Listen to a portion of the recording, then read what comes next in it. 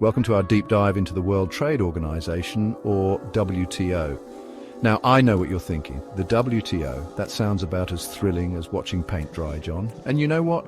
You might be right. But here's the thing.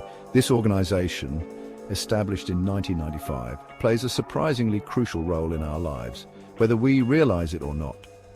We're talking about regulating international trade, folks. And before you click away to watch something more stimulating, like a live stream of a sloth crossing the road, let me assure you, this is important stuff. The WTO is all about ensuring smooth, predictable, and free trade flows among nations.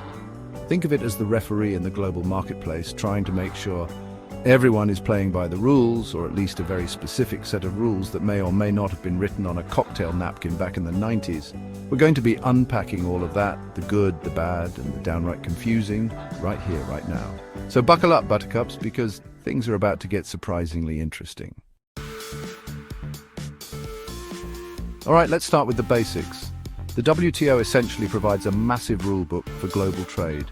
Imagine a document so long, so dense, so utterly devoid of humor that it would make the terms and conditions of your average software agreement look like a light-hearted beach read. That's essentially what we're dealing with here.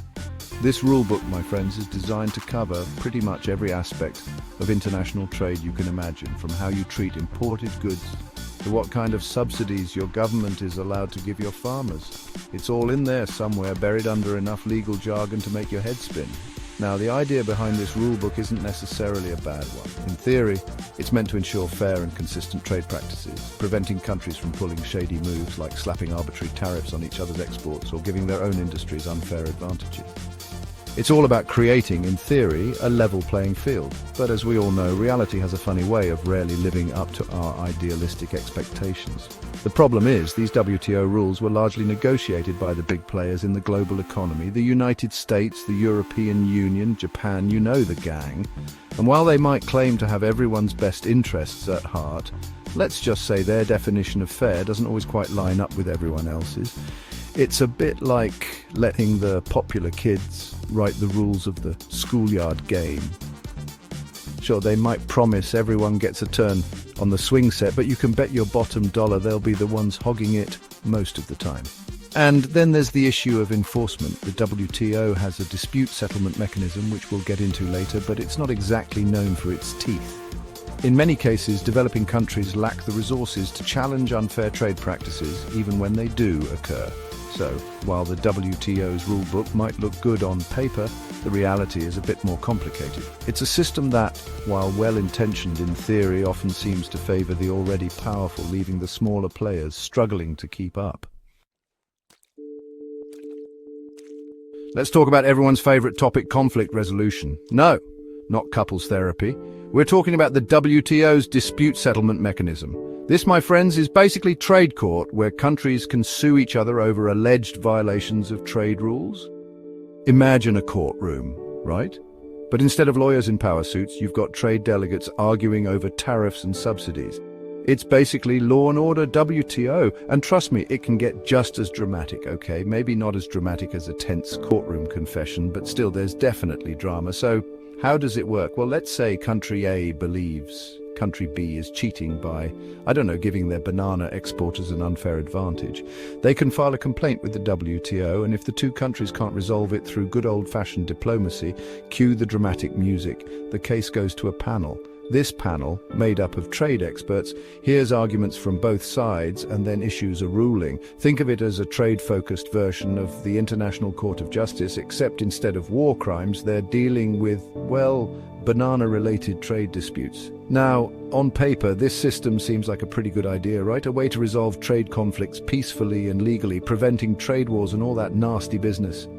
And to be fair, it has had some successes. It's helped to prevent some trade disputes from escalating into a full-blown economic warfare, and you knew there was going to be a but, didn't you? The system isn't without its flaws. For starters, it can be incredibly slow, like snail-pace slow. Cases can drag on for years, even decades, while countries argue over the finer points of international trade law. And then there's the issue of power dynamics. Just like in the real world, the WTO's dispute settlement system isn't exactly a level playing field. Developing countries often lack the resources and legal expertise to effectively navigate the complex dispute settlement process. They're basically going up against the legal equivalent of a seasoned courtroom shark with a team of paralegals and a bottomless legal defense fund, armed with nothing but a rubber ducky and a dream. It's not exactly a recipe for a fair fight, so while the WTO's dispute settlement mechanism is a noble idea in theory, it's not without its flaws. It can be slow, it can be biased, and it doesn't always deliver the justice it promises. But hey, it's better than nothing, right? All right, let's talk about fairness, or at least the WTO's version of it. You see, the organization is a big proponent of something called non-discrimination, which sounds lovely in principle, doesn't it? It conjures images of a utopian world where everyone is treated equally regardless of their differences. But, and I'm sure you're starting to sense a theme here, things are a little more complicated in the world of international trade. The WTO's version of non-discrimination boils down to two key principles: most favored nation, MFN treatment, and national treatment. Let's start with MFN, which sounds a bit like an exclusive club, but bear with me. The basic idea is that if you're a WTO member, you agree to treat all other WTO members equally in terms of trade. So you can't give special favors to one country without giving the same treatment to all the others. Think of it like this. It's your birthday, and your mom says you can invite all your friends over for cake, but you can't just invite your best friend and leave everyone else out in the cold. That's MFN in a nutshell. Everyone gets the same slice of cake, even if they forgot to bring a present. Then there's national treatment, which essentially means that once a product or service enters your country, you have to treat it the same way you treat your own domestic products and services. No giving your local businesses an unfair advantage, no sir. Now again, on the surface, these principles seem pretty reasonable, right? They're designed to prevent favoritism and create a more level playing field for all WTO members. But as we've seen before, the devil is in the details. One of the biggest criticisms of the WTO's non-discrimination rules is that they can actually hinder developing countries from promoting their own industries. See, developing countries often need to protect their fledgling industries from foreign competition until they're strong enough to compete on an even playing field. But the WTO's non-discrimination rules can make it difficult to do that. It's like asking a toddler to compete in a marathon against Usain Bolt. Sure, they're both technically runners, but it's not exactly a fair race, is it? So, while the WTO's non-discrimination principles are admirable in theory, they can have unintended consequences, particularly for developing countries. It's a classic case of good intentions bumping up against the messy realities of the global economy. Chapter 4. Trade liberalization, breaking down barriers, or trying to. Okay, let's talk about everyone's favorite topic, tearing down walls. No, not those walls, although that's a whole other conversation. We're talking about trade barriers, the tariffs, quotas, and regulations that can make international trade a real pain in the you-know-what. The WTO is all about trade liberalization, which is basically a fancy way of saying, let's make it easier for countries to trade with each other. The idea is that by reducing barriers to trade, we can boost economic growth, create jobs, and make everyone a little bit richer. It's the classic win-win scenario, right? Well, in theory maybe, but as we've already established, theory and reality don't always see eye to eye. The WTO promotes trade liberalization through rounds of negotiations, which are basically giant trade summits where countries come together to haggle over tariffs and trade rules. Imagine a massive flea market, but instead of haggling over vintage furniture and questionable art, you've got diplomats arguing over the price of soybeans and the rules for importing textiles. These negotiations can be incredibly complex and time-consuming, often dragging on for years without any guarantee of success. It's a bit like trying to herd cats, but the cats are diplomats and the herding stick is made of complex trade agreements. And then there's the issue of winners and losers. See, trade liberalization isn't always sunshine and roses for everyone involved. While it can lead to lower prices for consumers and access to new markets for businesses, it can also lead to job losses in certain sectors, particularly in developed countries where labor costs are higher. It's the classic dilemma of globalization. How do you balance the benefits of free trade with the need to protect jobs and industries at home? There's no easy answer, and it's a debate that's been raging for decades. So while the WTO's efforts to liberalize trade are certainly well-intentioned, they're not without their challenges. It's a delicate balancing act, and one that requires careful consideration of the potential costs and benefits for all involved. Chapter 5. Transparency shining a light on global trade, or trying to. Let's be honest, folks, the world of international trade can be a murky place. It's a tangled web of complex rules, secret deals, and backroom negotiations, all shrouded in enough jargon to make your head spin. But fear not, because the WTO is here to bring some much-needed transparency to the party. Okay, party might be a bit of an overstatement, but you get the idea. The WTO is a big believer in the idea that sunlight is the best disinfectant. They believe that by making trade policies and practices more open and accessible, they can level the playing field, reduce corruption, and build trust among trading partners. Think of it like this. Imagine trying to navigate a city without any street signs, traffic lights, or maps. That's what international trade can feel like without transparency. You're basically flying blind, hoping for the best, but bracing for the worst. The WTO encourages its members to be upfront about their trade policies, publish their regulations, and notify the organization of any changes. The idea is to create a more predictable and stable trading environment where everyone knows the rules of the game and can plan accordingly. It's like having a giant rule book for global trade, except this one is actually accessible to the public, not locked away in some vault guarded by lawyers and economists. Well, technically, it's probably still guarded by lawyers and economists, but at least you can access it online, right? And you knew there had to be a but, didn't you? Transparency isn't always easy to achieve. For starters, not all WTO members are equally committed to the principle of openness.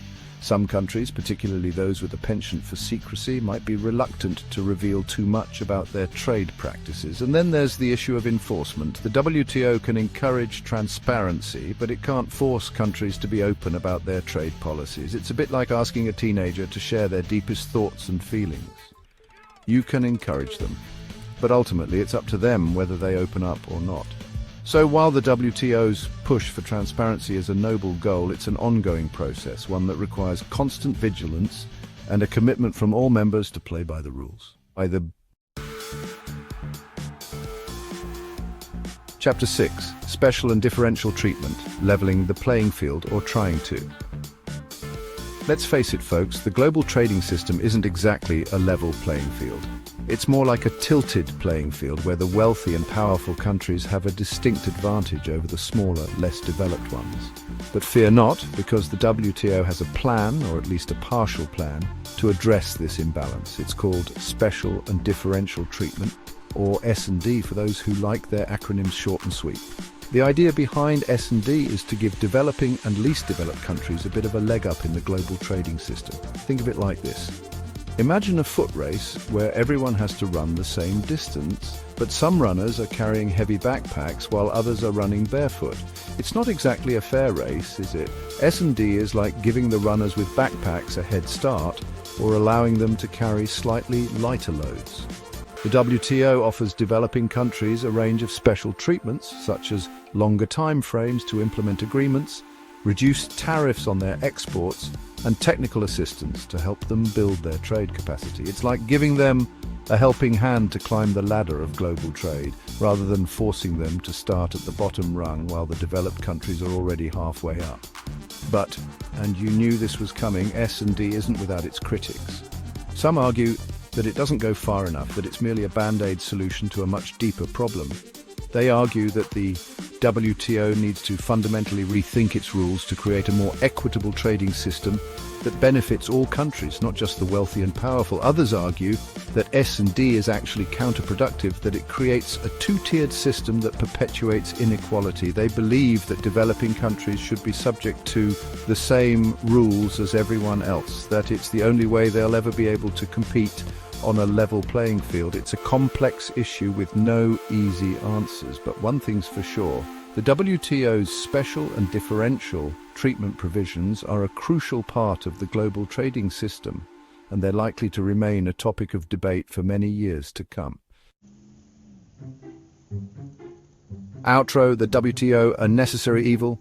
So there you have it, folks. The WTO, a sprawling, complex, and often contradictory organization that somehow manages to hold the global trading system together.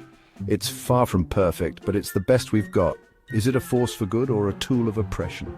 The answer, as with most things in life, is complicated. The WTO has the potential to promote economic growth, reduce poverty, and raise living standards around the world. But it also has the potential to exacerbate inequality, undermine labor rights, and harm the environment.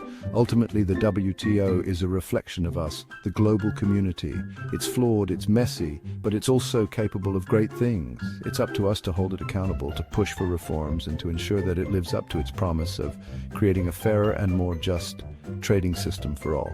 Thank you for joining us on this journey to understand the World Trade Organization. Stay tuned for more insights into how global trade shapes our world.